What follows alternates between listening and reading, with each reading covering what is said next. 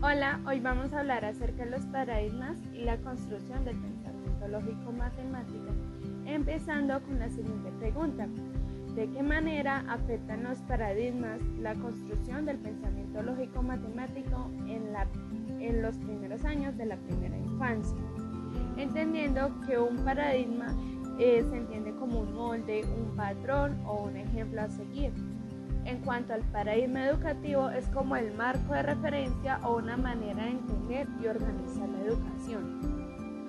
Esto influye en cómo se enseña y para qué se enseña. Imaginemos que es como un par de gafas y es la manera en cómo el educador, la institución y la sociedad ve la educación. Asimismo, estas gafas lo que hace es determinar cuáles son las prioridades, cuáles son los métodos, metodologías y la relación que existe entre maestro, estudiante y conocimiento. Por ejemplo, tenemos un paradigma tradicional. El maestro es el centro, es el que transmite la información y el estudiante es quien la recibe. En cuanto al paradigma constructivista, el estudiante construye su propio conocimiento a partir de experiencias y el maestro es quien guía el proceso. De esta manera, ¿cómo cambiaría la clase según el paradigma? Supongamos que se va a enseñar el ciclo del agua. Entonces, en el paradigma tradicional, el docente es quien explica en el tablero, el que dibuja un esquema. Los estudiantes lo que hacen es copiar y memorizar.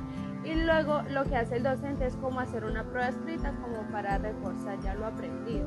En cuanto al paradigma constructivista, el docente o el maestro es quien explica o propone una actividad práctica. Supongamos que vamos a ir al patio, que vamos a observar charcos de agua de lluvia, que vamos a observar cómo es el proceso cuando se pone un vaso de agua bajo el sol, y los estudiantes lo que van a hacer es registrar aquellos cambios, aquellas observaciones y van a deducir cómo el ciclo del agua funciona.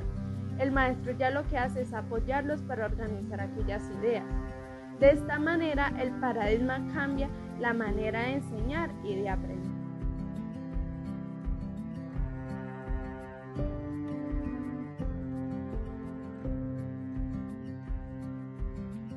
Pensamiento lógico-matemático en la primera infancia normalmente lo asociamos a números, a sumas y restas. Sin embargo, este tipo de pensamiento es muchísimo más amplio y empieza a desarrollarse mucho antes de que el niño aprenda a escribir los números en el cuaderno. Esto incluye habilidades como clasificar objetos según sus características, ordenar elementos siguiendo un criterio, comprender secuencias y patrones. Por ejemplo, cuando un niño ordena sus juguetes por color, cuando ordena las fichas de un rompecabezas de menor a mayor, o simplemente cuando sigue instrucciones, ahí ya está ejercitando su pensamiento lógico-matemático. La manera en que fomentemos estas habilidades depende mucho del enfoque educativo que adoptemos. Si usamos un enfoque centrado en la memorización, probablemente le estemos dando prioridad a la repetición de datos numéricos, como contar del 0 al 10 o aprenderse las tablas de multiplicar de memoria. En cambio, si usamos un enfoque basado en la exploración, se puede poner en énfasis, por ejemplo, cómo resolver problemas cotidianos, experimentar y descubrir conceptos matemáticos a partir de experiencias concretas. Por ejemplo, pidiéndoles que repartan dulces equitativamente entre sus compañeros, comparando la altura de un objeto con otro, o que identifiquen qué figura encaja en cada espacio. De esta forma no solo memorizan datos, sino que desarrollan un razonamiento lógico que les permite comprender mejor las matemáticas en el futuro, resolver situaciones de la vida cotidiana y sobre todo disfrutar del aprendizaje.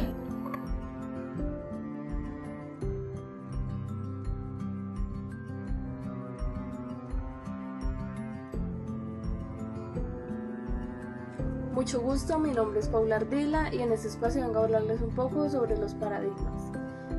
Podemos decir que los paradigmas son los que determinan el rol adulto en el proceso lógico-matemático del niño. Para este caso escogimos dos modelos, los cuales serían dos tipos de aprendizaje distintos. Empezando tenemos el aprendizaje tradicional y el aprendizaje significativo. En el aprendizaje tradicional tenemos que el educador es la fuente principal del conocimiento. Esto limita un poco al niño en el tema de la autonomía y de cierto modo del aprendizaje, porque es el que se rige por reglas, se rige por lo que dice el docente y es muy poco la conexión que se tiene entre docente y alumno. En cambio, hablando en el tipo de aprendizaje significativo, se puede decir que es totalmente diferente al tradicional, se puede decir que también es un poco lo contrario, porque este tipo de aprendizaje es el que genera que el niño piense, dialogue, le permite también generar preguntas, hipótesis, ideas, de cierto modo para aprender lo mismo que se va a ver en los dos aprendizajes, pero se le va a facilitar al pequeño en decir o tener la capacidad de argumentarle al docente, que de cierto modo a él se le facilita aprender las cosas o adquirir el conocimiento de cierta manera más fácil, para poder tener este tipo de actividades o para poder realizar tipo de trabajos, talleres, tareas. En este caso podemos poner un ejemplo, el cual sería las tablas de multiplicar. De la manera tradicional sería como tal aprenderse en tiempo determinado las tablas, sean en tipo de semanas, tipo de periodos, la cantidad de tablas las cuales dice el docente.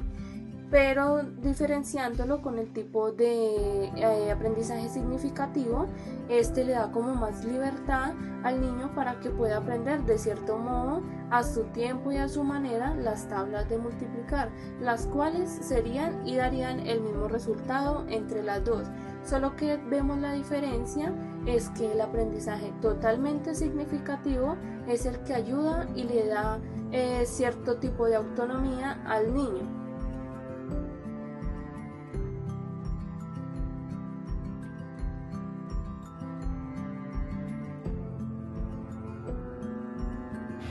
De esta manera se puede decir que la forma en que los docentes aplican la enseñanza influye bastante en cómo se ve el error y también en cómo se logran respetar todos aquellos ritmos de aprendizaje. Pues no hay que olvidar que cada niño es un mundo totalmente diferente, en donde cada uno de ellos aprende a su propio ritmo. Esto quiere decir que si el docente maneja un paradigma flexible, el error no se va a ver como algo malo o como algo frustrante. Todo lo contrario, se va a tener la oportunidad de corregir al niño de una manera en que él quiera probar nuevas ideas o diferentes maneras de resolver X problema. Pero si por el contrario el docente maneja un paradigma rígido, se va a correr el riesgo de crear frustraciones en donde el niño muy probablemente va a perder la confianza en sí mismo y no va a querer atreverse a probar otras formas, otras maneras de resolver el problema. Con esto llegamos a la conclusión que la forma y la manera de enseñar en los primeros años de escuela se puede ayudar bastante a que el niño construya una base fuerte y sólida o, por el contrario, débil e insegura para desarrollar su pensamiento lógico y matemático en el futuro.